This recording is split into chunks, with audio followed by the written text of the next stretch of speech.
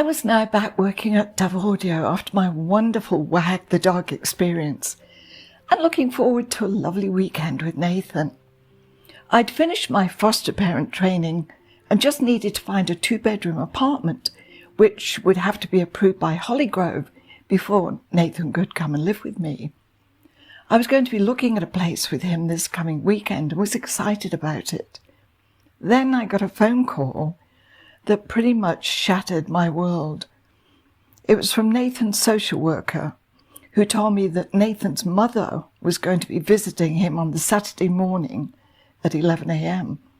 She hadn't been in his life since he was 5 years old, and now he was almost 12.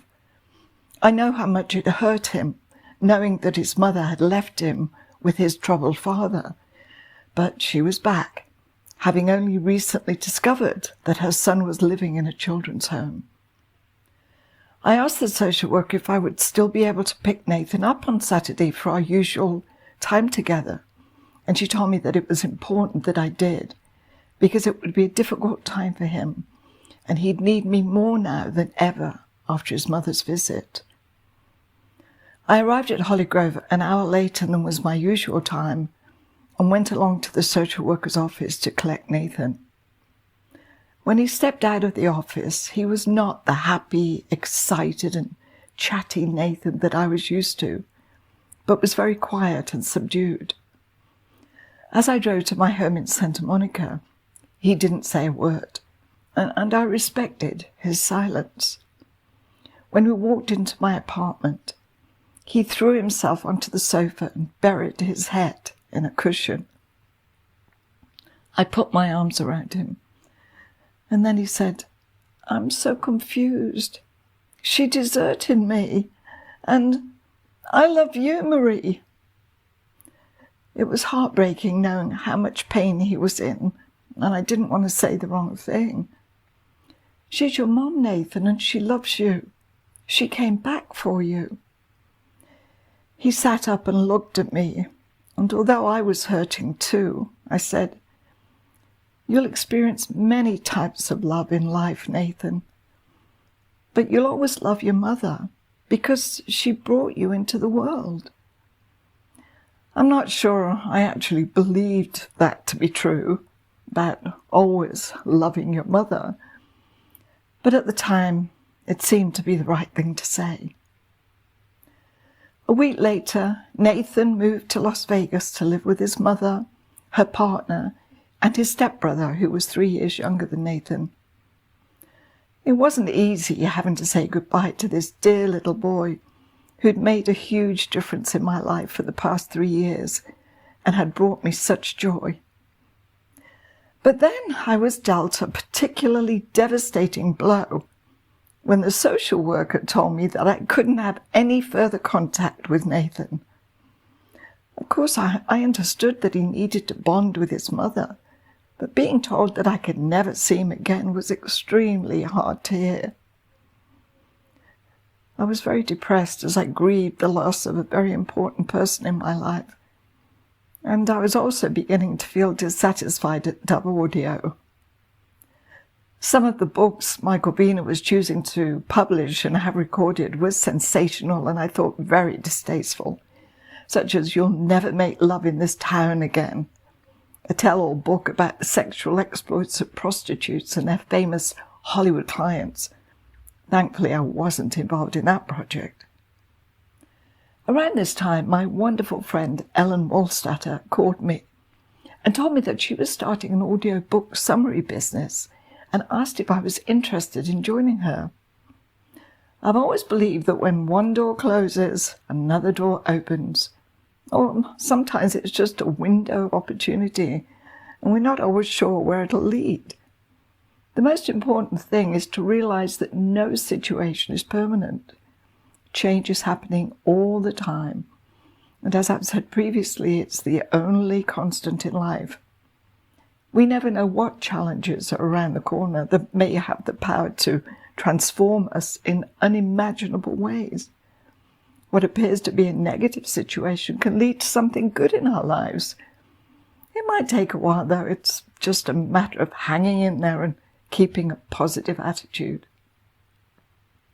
Ellen's company was called Power Play, and the intent was to summarize business books on subjects such as creative thinking, leadership development, and communication skills. Books were submitted on these subjects, and we'd choose 4 titles which I would summarize. Then Ellen and I would go into a recording studio and produce the authors or actors reading the titles. It was such a great idea, being able to extract the most relevant information from the books, so people didn't have to read every single book page by page. Ellen was a brilliant businesswoman and a whiz at marketing. But for some reason, the business didn't take off.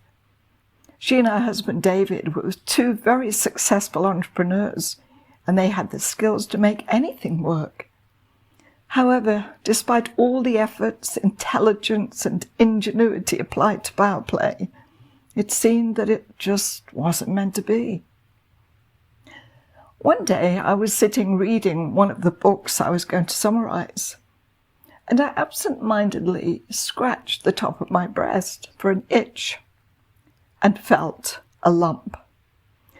Because I hadn't noticed it before, I thought I'd better call my doctor and tell her about it. This was the doctor who had inherited patients from my former GP, the marvellous Maxine Ostrom, who had sadly passed away. You may recall I mentioned in a previous episode that she'd been doctored to the stars, including Harrison Ford, who was now also a patient of my new doctor. "How big is the lump?" my new doctor asked. Not very big." "Is it pea-size?" she continued. I told her that I thought it probably was. Don't worry about it," she said. So, on her advice, I ignored it and didn't mention it to Ellen or any of my other friends. A few months passed, and then it was time for my annual checkup.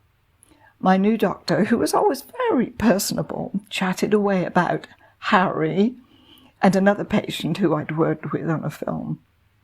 She didn't mention the lump in my breast, and, well, neither did I. After all, she told me that it was nothing to worry about. I did, however, ask her if she could arrange for me to have a mammogram.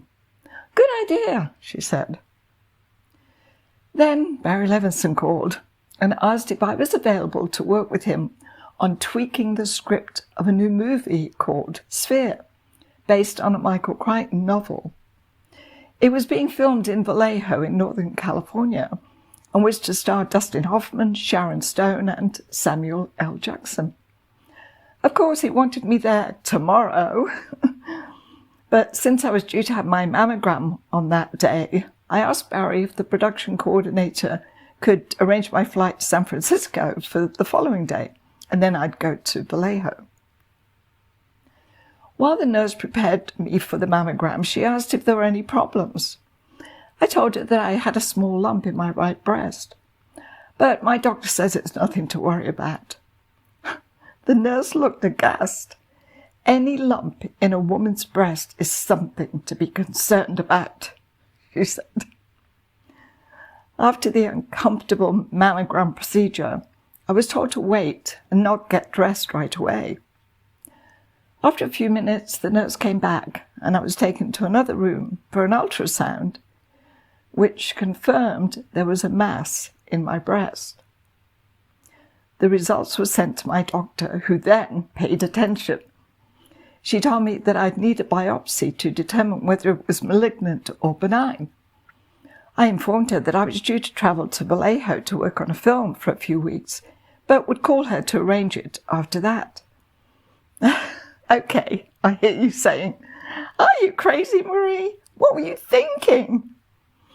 Well, to be honest, I didn't really give it a lot of thought because I was convinced that the lump was going to be benign anyway. So what was the rush? I even asked the doctor if a 3-week delay would make much of a difference if the lump happened to be malignant, and she said that it wouldn't. So the next day, I was on my way to San Francisco. Next time, Sharon Stone's revelation about my apartment and a reunion with my goddaughter. Thanks, as always, for listening.